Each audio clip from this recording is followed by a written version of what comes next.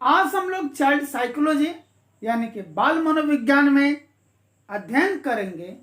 बाल मनोविज्ञान का विषय विस्तार अथवा बाल मनोविज्ञान का अध्ययन क्षेत्र। इस टॉपिक का क्या अर्थ है? इस टॉपिक का यह अर्थ है कि बाल मनोविज्ञान जो है उसका इस्तेमाल हम कहां कहां करते हैं, उसका प्रयोग हम कहां कहां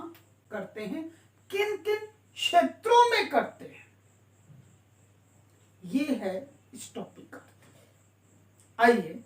हम जानते हैं कि बाल मनोविज्ञान का अध्ययन क्षेत्र क्या है,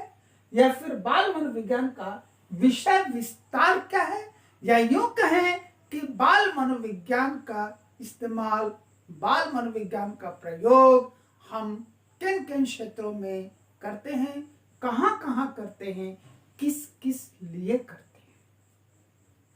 पहली चीज है कि बाल मनोविज्ञान यानी कि बालक बालिकाओं के मन का विज्ञान,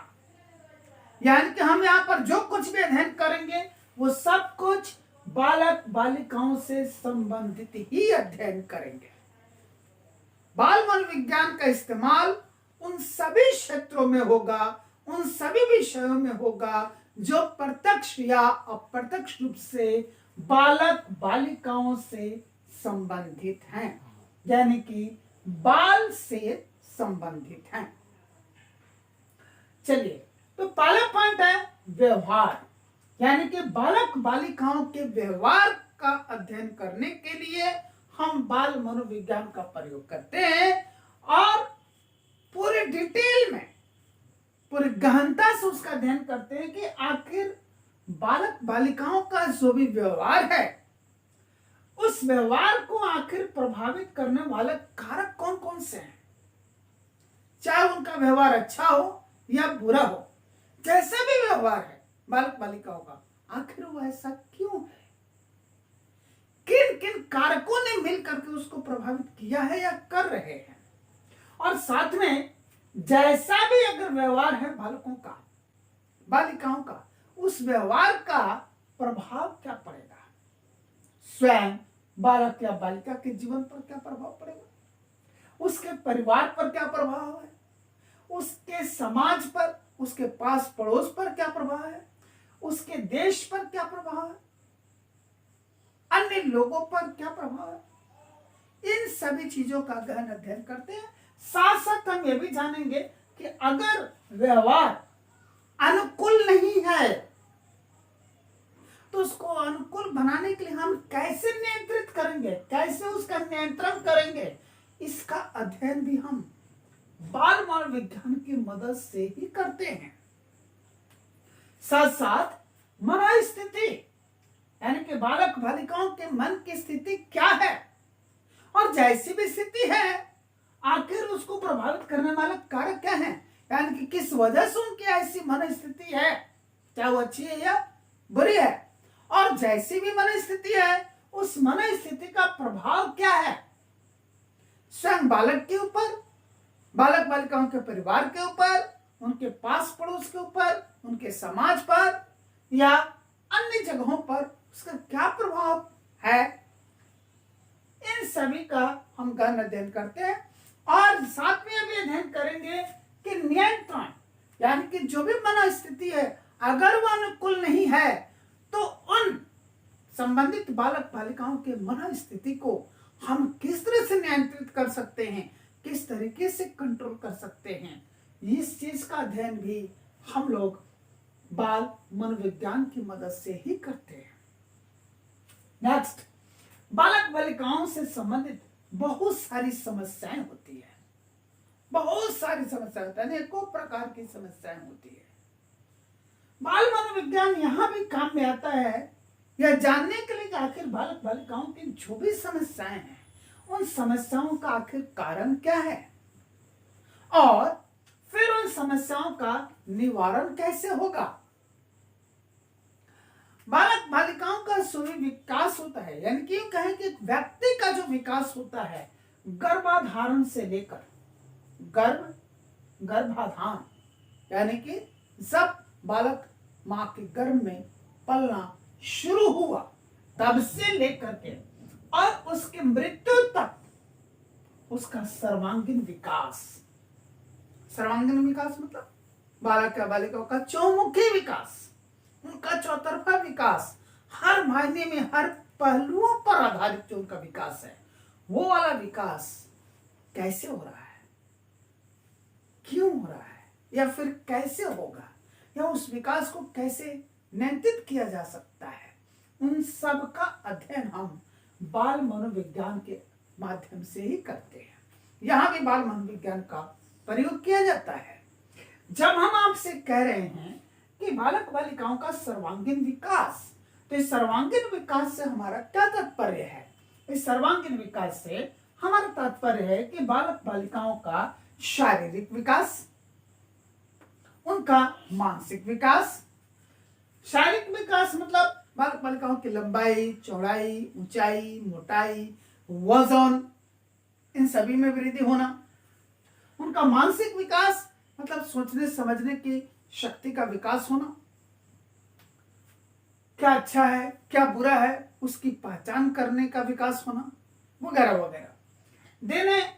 उनसे का जो परिवार है उसका पारिवारिक विकास, उनसे जो एक समाज बन रहा है या वो जिस समाज के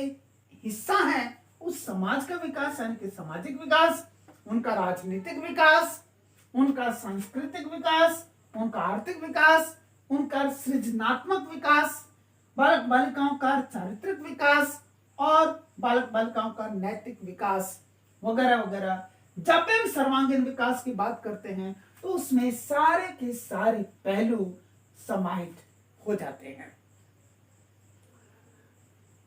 नेक्स्ट है कि हम बाल मनोविज्ञान का प्रयोग करते हैं मनोविश्लेषण करने में,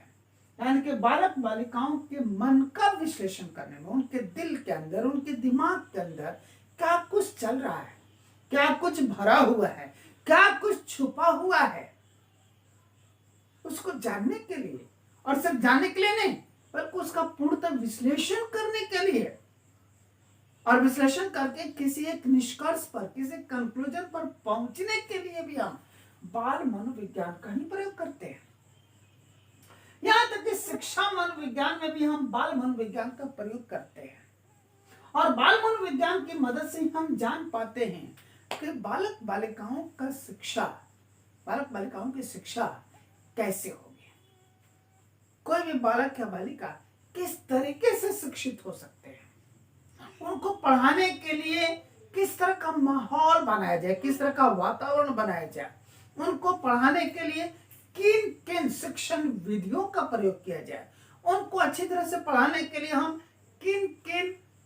पाठ्य सागामी क्रियाओं का साथ साथ प्रयोग कर सकते हैं, हम उनको खूब अच्छी तरह से पढ़ाने और समझाने के लिए किन किन सहायक शिक्षण सामग्रियों का प्रयोग करें,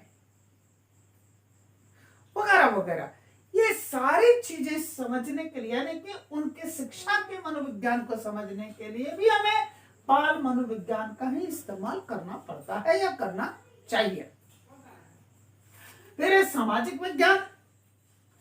विज्ञान का अध्ययन करने के लिए भी, सामाजिक विज्ञान को जानने के लिए भी हमें बाल मनोविज्ञान का सहारा चाहिए। सांस्कृतिक विज्ञान के लिए हमें बाल मनोविज्ञान का सहारा चाहिए। प्रयोगात्मक विज्ञान के लिए भी हमें बाल मनोविज्ञान का ही सहारा चाहिए। और यहां तक कि बालक बालिकाओं की जो चिकित्सा होती है, उन्हें किसी तरह की कोई बीमारी है, उनके अंदर किसी तरह का कोई विकार उत्पन्न हो गया है, तो उसका इलाज करने के लिए, उसकी चिकित्सा करने के लिए, उसका ट्रीटमेंट करने के लिए भी हमें बाल मनोविज्ञान की मदद की जरूरत है। बाल मनोविज्ञान ही बताएगा कि किसी व्यक्ति के या किसी बालक या बालिका को जो कोई रोग है, उसे कोई जो बीमारी है, उसके अंदर कोई जो एक विकार उत्पन्न हो गया है, उसको दूर करने के लिए किस तरह की चिकित्सा पद्धति का इस्तेमाल किया जाए, किस तरह से उसका इलाज किया जाए और एक बार फिर से उसको पूर्णतः दुरुस्त किया जाए, उसको पूर्णतः स्वस्थ बनाया जाए। इसके लिए भी बाल मनोविज्ञान का इस्तेमाल होता है। देन बालक बालिकाओं के मानसिक स्वास्थ्य को बनाए रखने के लिए भी बाल मनोविज्ञान का सहारा लिया जाता है। फिर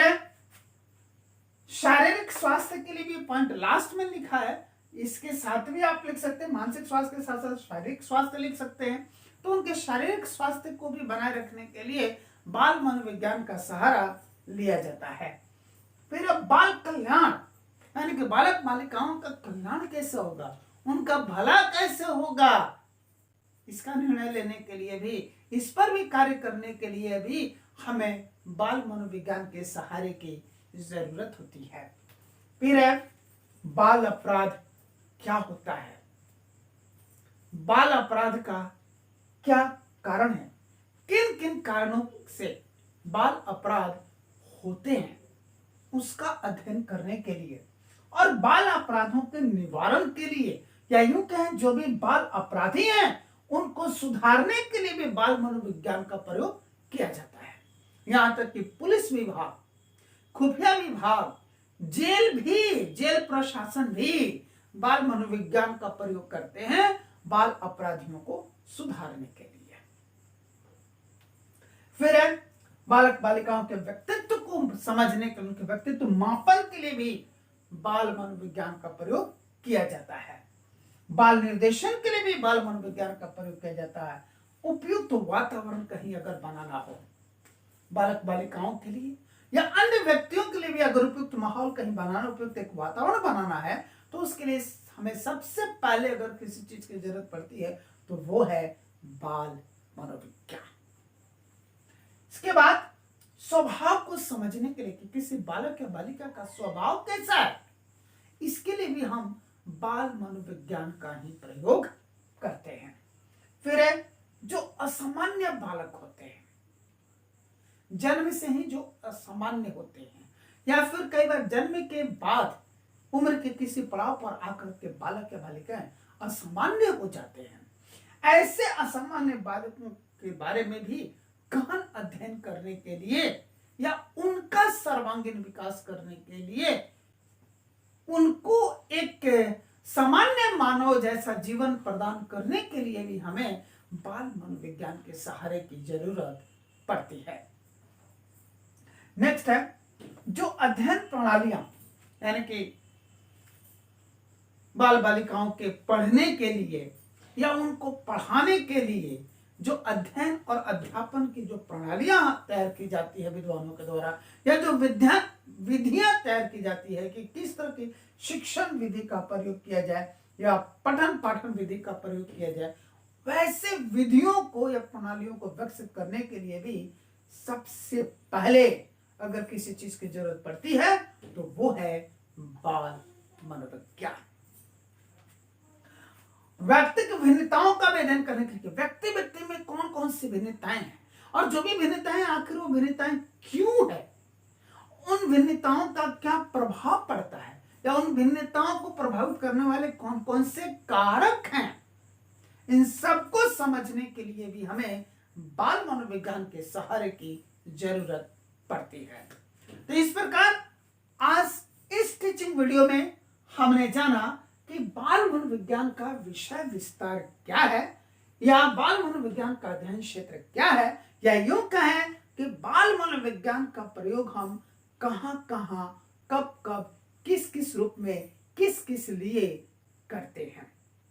तो चाहे सवाल कैसे भी जलेबी या इमरती की तरफ घुमाकर पूछे, आपको इन सभी बिंदुओं को एक्सप्लेन करना, इन सभी पॉइंट्स को जो यहाँ पर मैंने 21 पॉइंट्स बताए हैं, इन 21 पॉइंट्स को आप एक्सप्लेन करें जितना आप एक्सप्लेन कर सकते हैं। एक टेक्नोलॉजी मैं आपको ऑफलाइन क्लास में भी हमेशा बताता हूं कि आप सिर्फ पॉइंट्स ध्यान में रखें और जो मैं एक्सप्लेन आउट करता हूं उसको आप ध्यान में रखें और उन पॉइंट्स को आप लिखें और फिर उन्हें रबड़ की तरफ फैलाना भी आप जानें। रबड़ की तरफ फैलाने का यहां पर मेरा सेंस यह है कि आप हर पॉइंट को 1 line 2 line 3 line 4 line 5 line जितने में आप अपनी भाषा में एक्सप्लेन कर सकते हैं उसको थोड़ा सा विस्तार से लिख सकते हैं, आप लिखने की कोशिश करें। अगर आप नहीं लिख सकते तो केवल कम से कम आप पॉइंट्स जरूर लिखें। पर यह ध्यान रहा कि आपके हर क्वेश्चन का जो आंसर होना चाहिए वो एग्जैक्टली टू द पॉइंट होना चाहिए, ओनली सीधी बात, विद नो बकवास। तो चलिए हम मिलते हैं फिर से नेक्स्ट टीचिंग वीडियो में नेक्स्ट टॉपिक के साथ। Thank you.